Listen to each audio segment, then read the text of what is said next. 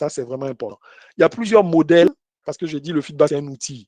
Donc, il ne faut pas réinventer la roue. Il y a des choses qui sont établies et il y a des modèles que vous pouvez utiliser pour pouvoir, quand vous structurez votre communication, pour pouvoir savoir les différentes étapes que vous allez utiliser. Il y a 4 modèles qui sont vraiment bien connus, 4 méthodes de feedback. Je vais les citer pêle-mêle, je ne vais pas entrer vraiment dedans. Vous pouvez taper sur Internet, vous allez les retrouver. Ce n'est pas ça le plus important. Le plus important, c'est de pratiquer et de garder l'esprit du feedback.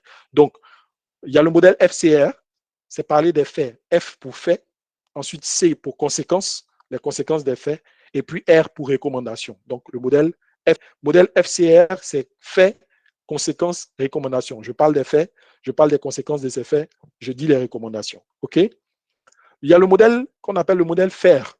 Le modèle FAIR, c'est le modèle FAIR. Donc, tout ça, je vous ai dit, c'est sur Internet, vous pouvez le retrouver. Le modèle FAIR, c'est un peu comme le modèle FAIR. Donc, on parle toujours des faits. Aussi, encore, on parle des actions, OK, qui ont été liées à ces faits-là. On parle de l'interprétation que nous faisons. Vous voyez, l'interprétation n'est pas venue au départ. Donc, on n'a pas donné d'opinion. On a donné des faits, on a décrit les actions et ensuite on a donné l'interprétation. Et le R, c'est les ressentis.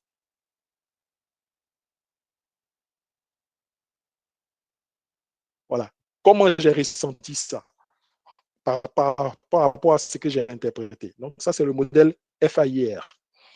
SBIN, Situation Behavior, Impact and Next Step. Next Step, ça aussi, ça introduit une autre notion. Quelle est la prochaine étape après le feedback que je t'ai fait? Et puis, il y a le modèle que moi j'aime, que j'utilise. C'est le modèle DES. Il est plus simple parce qu'il faut juste retenir 4 mots. Décrire les faits, décrire l'impact, décrire tout ce qu'on a envie de décrire. Donc, ça, c'est le D. E, exprimer son ressenti, exprimer comment on a vécu la chose, exprimer ses émotions. Nous sommes des hommes. C'est toujours important de dire si on est en colère, on n'est pas content par rapport à ça. S, la solution, vers quoi nous voulons emmener le collaborateur. Et puis C, conclure par l'adhésion. Il faut qu'on conclue par l'adhésion. Anyway, que ce soit FCR, que ce soit FAIR, que ce soit SBIN, que ce soit DESC, quelle que soit la méthode que vous allez utiliser, il y a 4 briques que votre feedback doit avoir pour que ce soit un bon feedback.